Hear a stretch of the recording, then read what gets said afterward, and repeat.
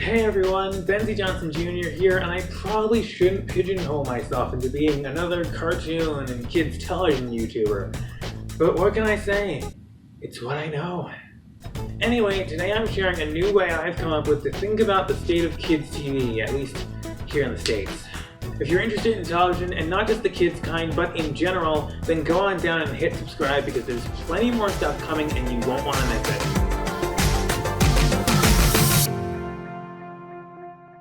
Anyway, today I'm talking about some trends that I've noticed in kids TV over my years of being a viewer of it. No, not CalArts style, that's a myth. No, not the televisual destruction of everything I hold dear.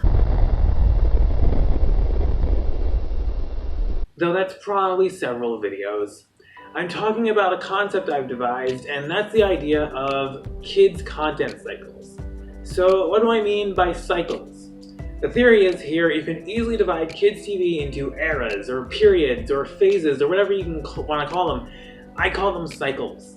But basically every 4 years, roughly, we run through a singular generation of kids shows, and comparing different 4-year periods, they're all relatively distinct from each other.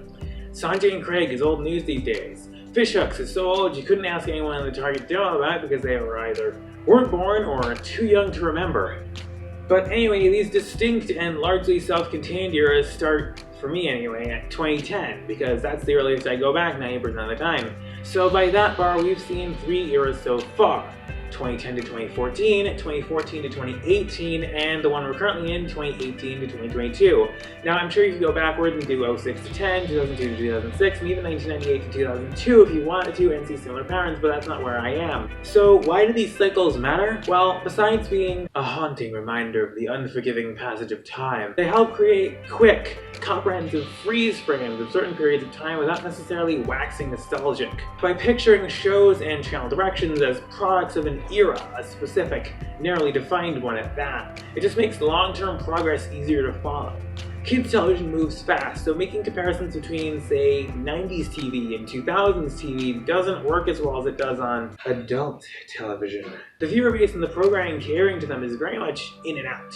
Kids nets don't have the time to foster a 2-decade-old crime procedural because in 2 decades, their landscapes, their content, even their viewers will look and be entirely different. In these cycles, we get to see both a generation of programming and likely a generation, or part of a generation, of an audience too. So now that I've explained the concept, let's take a look and review the 3 solid cycles we've seen so far and take stock in them.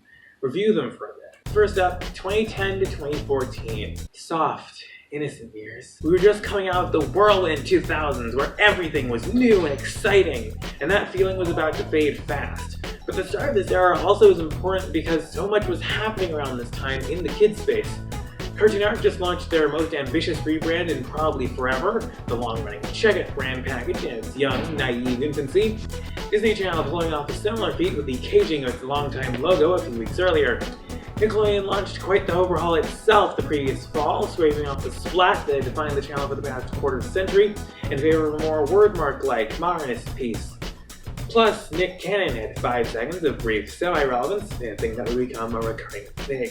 So, how were the channels themselves? Cartoon Network was on the verge of launching some of the most influential series of the decade in the midst of the largely forgettable crop of series they ran in a bid to get the last of the 2000s, good and bad, out of their system. Cartoon Network had made some bad choices in launching a slate of live-action series in the summer of 2009, but they are ready to be burned again a few more times. Nickelodeon was also riding out the best of the 2000s in some ways, in the form of 2 new series from hitmaker Dan Schneider, one of them a promising spin-off that ultimately faltered under tragic circumstances. A stellar reboot of a long-standing comics franchise that the network now owned, and a spin-off of one of their more successful series from the last cycle, which looked increasingly more out of step with the rest of the network as time went on. It took a lot of trial and error to get used to the 2010s, it seemed, and Nick was having a hard time adjusting too. Perhaps the ample, excessive SpongeBob runs during this era were a cry for help. And Disney Channel, oh Disney Channel. Disney Channel would effectively nuke themselves, switching from the gender-neutral, all-inclusive kids and big family channel vibe they had going on in the 2000s to the television equivalent of walking into eclairs. At least on the live action front, the few cartoons they still had would stick it out for the majority of this cycle. Disney Channel also happened to have one of the shows to define a generation, this one now a few years into its lengthy, glorious prime. And at this time, there was also the descent to Disney XD, the fallout shelter for anyone repulsed by the likes of Shake It Up or Good Luck Charlie, a male-skewing kids channel as the two Disneys took gendered sides. It would take a couple years for Disney XD to find its feet, but when it did, oh man, when it did. Of course, the Hub, later Hub Network, also lived and died during this era of TV.